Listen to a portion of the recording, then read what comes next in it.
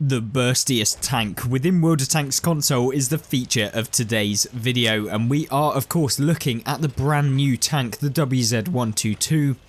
This is a tank that has the brand new mechanic, which is of course the multi-weapon system, where you can essentially swap between missiles and just your normal rounds as standard, and they share like the same reload, so you don't actually have to reload your first gun and then if you swap it will then reset the reload. They don't share like the cooldown on your reload, so essentially you can dish out your damage with your main gun, swap to the other one, fire, go back to your original reload and be able to dish out loads of damage in such a short period of time. And when you see it used effectively with the WZ-122, it really is insane, and you can have some really amazing damage results, and in such a short period of time, which you'll be seeing within this video. We've got a couple of game clips actually for you to have a look at. And with such a great reload on your standard rounds, I think in about 4.5 seconds, as you can see here, it really means that you can basically lock opponents down, and then when you have the chance you can load your rockets, which enable you to actually deal up to 850 damage if you manage to pen with them, and you do pen, trust me, with those rockets as well. And that's where I think that the WZ-122 is actually a really fun Cold War tank. Is it really like, I don't know, like the pinnacle, the FV4211 kind of killer? Probably not, but I definitely think I underestimated it when I first looked at the tank, when we first did our little like overview of it.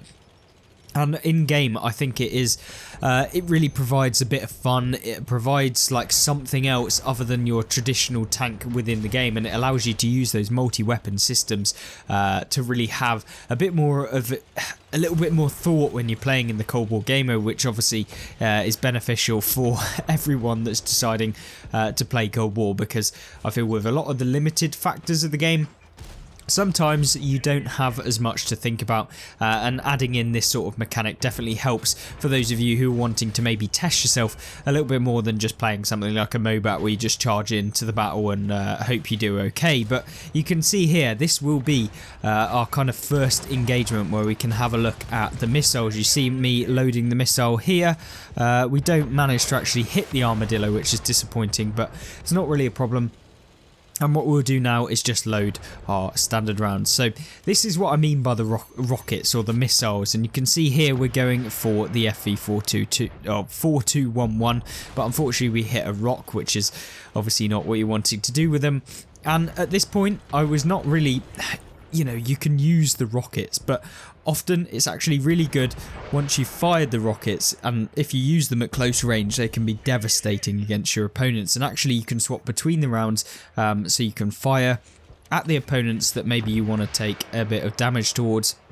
You can see here we managed to hit the Conqueror there for a nice 800 damage, and then we can swap back to the standard rounds that have already reloaded and we can deal our damage easily right there. Armadillo decides he's going to come in, and because we're actually pretty heavy and pretty hefty, we can go in after him, and we've also got armor, so the Armadillo is definitely not feeling very good. We can just basically punish him into a corner, and we'll be able to kind of deal with him. We have, of course, got some kind of stiff opposition as well in the T92 here, and at this point we're just going to reload, and we're going to put a nice round into him. With the standard rounds, unfortunately we miss, and it's time to load the kind of rockets here. We miss him with the rockets, and that's kind of where you don't really want to be aiming, and where I think rockets come in better if you're just at close range. And you can see here we swap back, we launch a rocket because we're so close range, and this is where damage just stacks up unbelievably fast.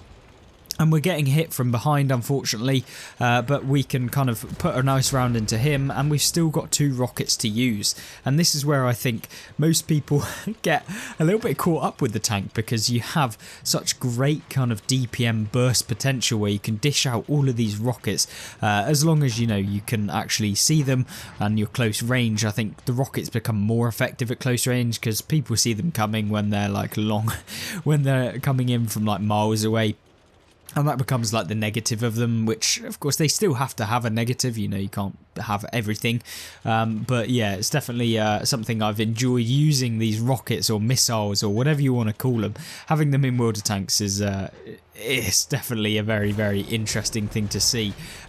we haven't had anything like it, or even like remotely like it within the game. So I think it's definitely something that sprung a new aspect of the game that we can kind of enjoy and test out and see how it goes. And of course, with the 122, if you did decide to purchase it, you have that ability and the ability to use them as and when you feel like you should, and that is really where the difference between being a good player and becoming like a pretty mediocre player is, like when you decide to use them and at what point. Because of course, when you're kind of flailing out at the last steps, yeah, you can burst out a lot of damage, but if you can't do that consistently, you're not really going to be able to perform overall.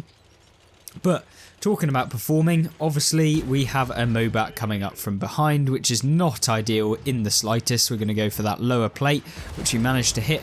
We load up the kind of the rockets here. We miss him again, which is really annoying. But what we will do is put one round into him. We can now swap back to the rockets maybe, or are we going for the actual damaging hit? No, we don't, and unfortunately we get taken out. But 7,974 damage in a pretty kind of aggressive gameplay. That's where I guess the difference between World War II and Cold War is just like the speed of the gameplay. It's much faster within the Cold War game mode, which is probably why a lot of you actually enjoy it. You know, there's a lot more kind of action in a short period of time and you feel like you're really doing something. Does it mean it's more skill or whatever? Probably less skill, I think, in terms of like the pinnacle at which you can get, but it's really fun to test out these new tanks and try them out. And I think we'll jump into another gameplay here before we end up this video. So starting the next one, we have of course Desfall, it's not particularly a map I enjoy that much. I think it's quite open. There are some really good spots that you can take, and you can definitely have good games on the map. But yeah, I feel like it's very much like you can camp and win really easily, and I think that I don't really like that about World of Tanks. Is if you camp, yeah, you can have better games in general, but it's not my kind of playstyle. I really enjoy kind of moving forward and being a little bit aggressive, and I feel like the map kind of stops you from doing that in some scenarios. But in this game, what we'll see me doing, it's just early on trying to get a bit of damage. Don't manage to do that, and from this point onwards we realise that the enemy team is pushing really aggressively over to where this armadillo is straight ahead of us. And so we're going to go over there. We're going to help out our team. We're going to be just a little bit of support and see what we can do to impact the game from there. And of course there is also that kind of valley region over to the right, which will play a pivotal role in the game that we're about to have. And this is a very short game. This is not a long one. We will not be seeing this game last 7 minutes. This is literally, I think, a 4-minute game or something like that. But what you see is just how good this tank can be and how much fun this tank can be, because that's really where it is about. I feel like World of Tanks, sometimes you think, like the game's not as fun as maybe you'd want it to be, and so I feel like sometimes you just have to go, you know what, actually I'm just going to have a bit of fun here. I'm just going to play a tank that I really enjoy, and I think that's the crucial thing. And you can see what we've done here, loaded the the decent rockets, and you can see very quickly we reduced the hit points of that Centurion there to basically nothing. And this is where the rockets come in like massive. You can see we place one rocket, we can swap back, we can lock on, we can then kind of use the taken out Centurion here to be able to get a bit of damage, and it looks terrible for us. But what we can do, just get behind him, load the rockets, fire one off, load back to the standard, fire one, take him out, and this is where like the damage just racks up, and how much fun this is. Like, this is an insane amount of fun. And I think that definitely can't be said for the majority of tanks that you'll be playing, and that is where I kind of think that people should forget about trying to do like the best all of the time, because sometimes, you know, the best is fun, but sometimes these sort of matchups where you're coming up against like 4 tanks and you still manage to perform and outdo them makes it worthwhile and makes it so much fun. And testing out all of these different tanks and just trying them out and just really trying to have those games where you feel like you just outperformed a lot of the opponents. And you see here, we're trying to chase down an armadillo. Luckily our teammate helps us out, and we've picked up 5,000 damage in such a very short period of time. And this is really where I guess the tank performs the best, and that is why I think the 122 or the WZ122, not the TM version, But this one is kind of a new playstyle that you can use on Cold War as part of a medium tank.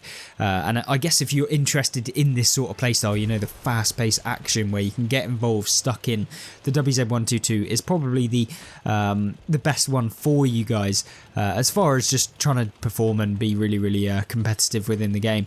And I think it offers like the best kind of range of stuff that you can do, because you don't have to use the rockets. You know, they're really primarily, from what I've experienced, very good for short-term engagements where you're in like a very close range, in close proximity. That's really where they benefit me the most, and where I think you guys will probably enjoy playing them and using them as well, is in these short engagements where you can just blast people for like 850 damage, swap back to your other one, blast them for 470 alpha damage, and then you can swap back to your missile, blast them for 800, and then back to your normal, and within like a matter of like 20 seconds you've dealt like 3000 damage. Is so quick to be able to do, and that's really where I think people will enjoy this tank the most. And if you have picked up this tank, let me know in the comment section down below, or have you come up against these and finding them like super annoying to play?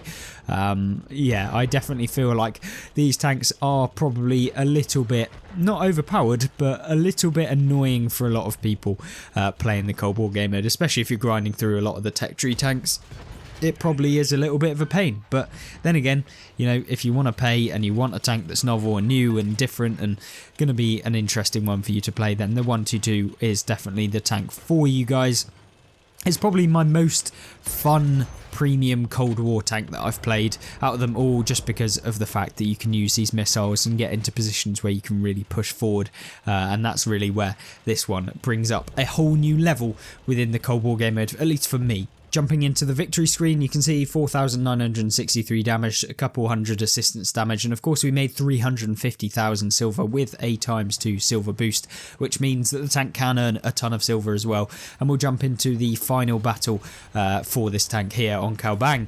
And this tank really shows it all off, and I think that Kalbang is a really good map for this tank, because you can poke out between the buildings and you can use kind of the rockets and everything to the best of your ability on this map. It really does kind of shine the tank off, and you can see on the early game what we like to do, as with the first gameplay replay on Kalbang, was get into this position over here where we can then turn and we can basically get some side shots onto the opponents that then decide that they're going to progress onto this flank. And you can see there's Mobats just basically filling up the enemy team, just being a real nuisance here. And you can see the first T-72A that's decided to come round, and yeah, of course he's YOLOing through the field in the middle, and I definitely wouldn't recommend kind of pushing up super aggressively all of the time at the start of the game. But as we've managed to pick up 916 damage, and I think the alpha damage of this tank makes it very hard for opponents to kind of judge, because you can dish out so much damage in such a short period of time with this gun that a lot of the times people will not realize like how quick the DPM can dish out that damage, and therefore like they underestimate just how quickly you'll be able to take them apart. Especially when you then factor in the fact that you have the missiles as well to just add to that damage total that you can do consistently, means that yeah, people are definitely going to have troubles. And you can see here we realise that this is a very aggressive position for our team, since there's only literally me and the light tank over on this side, and so we're going to back off, because that's the smart thing to do. You don't want to take off on an entire team on your own, because how often does that actually pull off? Not very. But what we can do is put up a resilient fight if possible. What we try and do in this tank is just basically be like the all-in engagement tank. And that's where it comes in like the best, I think. Like there's so many tanks within the game that are kind of good at like just sniping and dealing damage at range. And this thing can do that. It has really good accuracy as well. But it's not all about that. What you want to do is get all... Like basically you want to just get in there, you want to be right up against your opponents, use those missiles, and that's where the effective DPM comes in, and where you can really have some insane games. You can see here we swap to the Mobat. Unfortunately, he does ram us, which we lose like half of our hit points, so we're not a heavy boy whatsoever. But what we do is take him out very, very quickly. So we're on 3,200 damage already.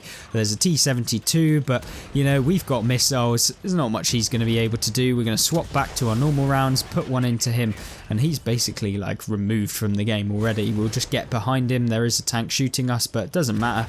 We managed to put a nice round into him, and this is where it's a little bit tedious because there are rounds that could come in from anywhere, and the BMP is just coming in rapidly now. He does manage to only bounce with the missile. Unfortunately, we do miss, and we are on a one-shot. The BMP comes in. He's going to try and get us, but we ram him, and unfortunately, we get taken out. But I think that kind of showcases the maximum gameplay you can have with this tank. That was so much fun for me as personally. I may not have had the best damage result that you could ever hope for within this tank, but we played like up close and personal, and I think that this is the sort of gameplay that really makes me want to play tanks. And yeah, if you're interested in that sort of gameplay, then I cannot recommend the WZ122 enough. I'm not usually a fan of the Cold War premiums or playing Cold War, but this made it actually nice to play, so I guess that showcases that the tank can sometimes impact what you want to play. So hopefully you enjoyed this video. If you did like it, then be sure to check out some of the other content on screen right now, and I hope you have a fantastic rest of your day, and I hope that you join me in the next one. Goodbye.